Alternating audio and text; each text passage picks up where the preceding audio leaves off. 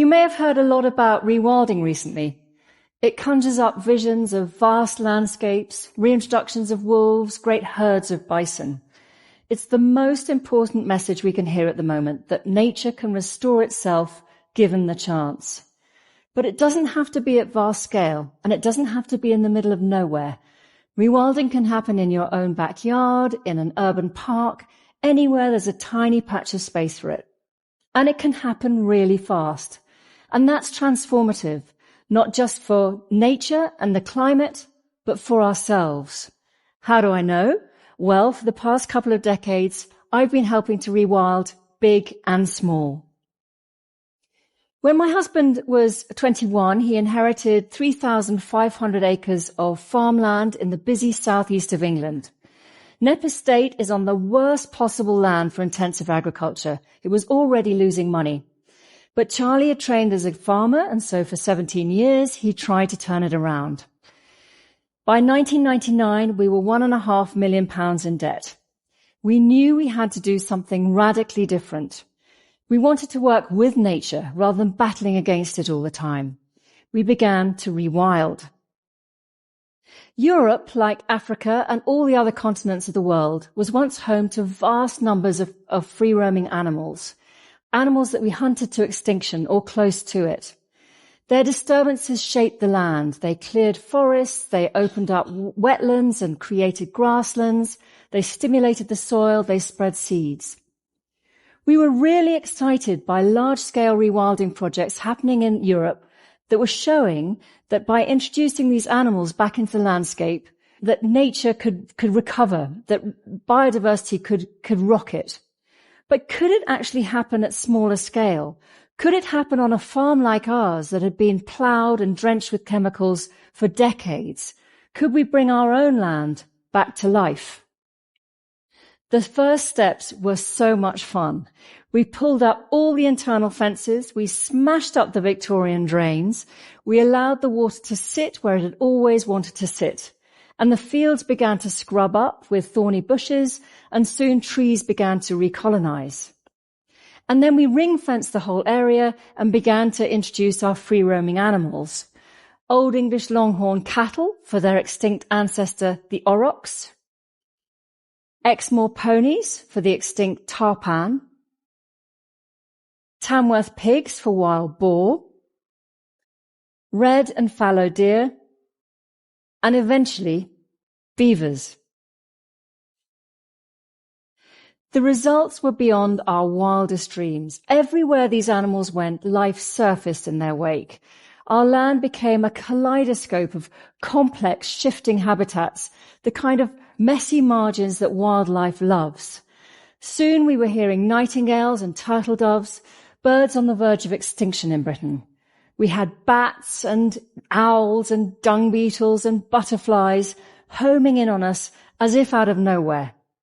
And our soil was restoring too, so suddenly we were pulling down vast amounts of carbon, whereas before, under the plough, we'd just been releasing it. And all of this happened in 5 years. We looked at our land in amazement. It was like it was breathing a sigh of relief. And so were we. Suddenly we could just sit back and watch the miracle of the earth restoring itself. Of course, we couldn't just let the numbers of animals grow and grow in our small project. Biodiversity flourishes when there are neither too many grazing animals nor too few. In vast wilderness areas, nature takes care of this herself. But we don't have wolves and lynx and bears in the southeast of England, so we had to become the apex predator. And that meant suddenly we had an income stream that surprised us. We had wild range meat. And together with wildlife tourism, it's become one of the ways that we can finance rewilding. It's turned the fortunes of the estate around. Inspired by Knepp, hundreds of thousands of acres are now rewilding in the UK on land that isn't suitable for intensive modern agriculture. But of course, not everybody has hundreds of acres to play with. And soon we were receiving messages from people who had seen the magic of Knepp, but wanted to know if they could rewild their back garden, their schoolyard, their urban park. Yes, you can. Our house has a Victorian walled garden of about an acre in size that for years was dominated by a monoculture lawn. Lawns have become an obsession the world over, ever since the 1950s, when artificial fertilizer and weed killers and mowing machines became available to everyone. We looked again at our high-carbon, high-maintenance green desert and wondered why on earth we had it. 3 years ago, we decided to rewild it. It's become a wildlife haven. In just 3 years, biodiversity has increased 35%. Rewilding a garden isn't about simply closing the garden gate and letting it go. It takes intentional interventions to create the right balance of plants and to create the kind of habitats that wildlife loves. So this is what we've learned. These are our 3 top tips for making your green space and garden wilder. First, the earth is not flat. In nature, there are mounds of anthills and molehills and pits made by pigs and wallows made by rolling bison. Creating lumps and bumps produces patches of sun and shade and damp and dry, which create conditions for a much wider spectrum of plants, and that creates many more opportunities for wildlife.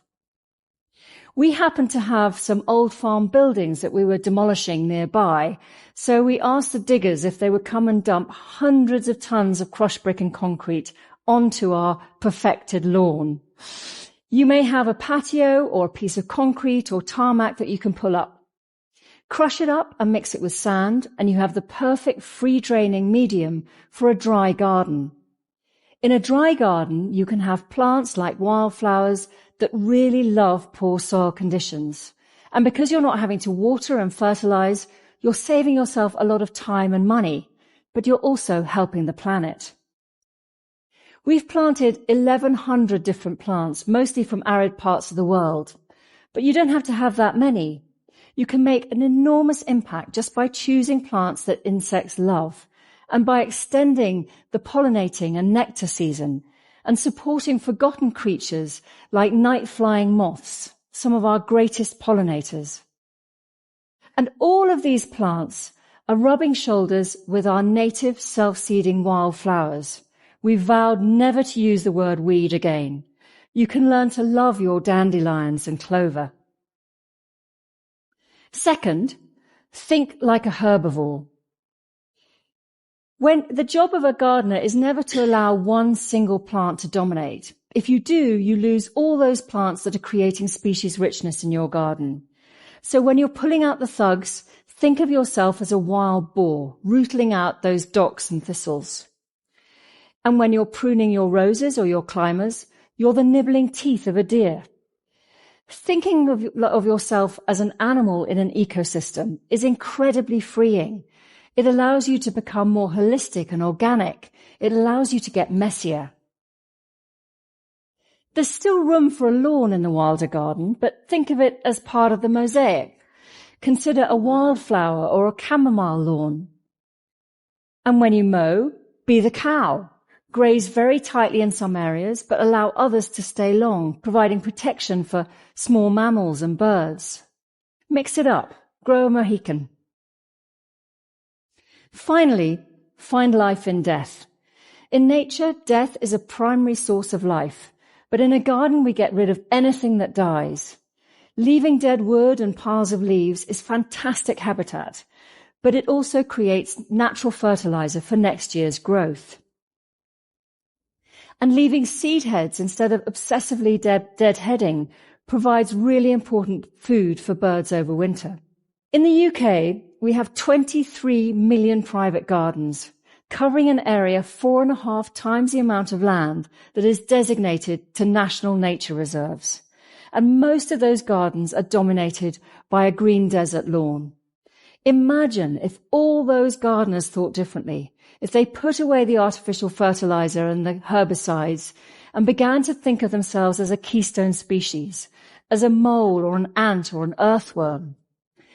Like this amazing city gardener who's become obsessed with bees, everything from bumblebees to sharp-tailed bees to leaf-cutter bees to masonry bees.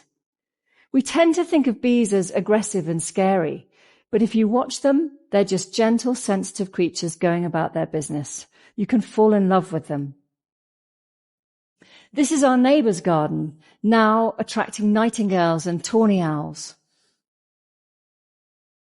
We can rewild balconies in cities, even in high-rise blocks. Even a window box can become a nature reserve.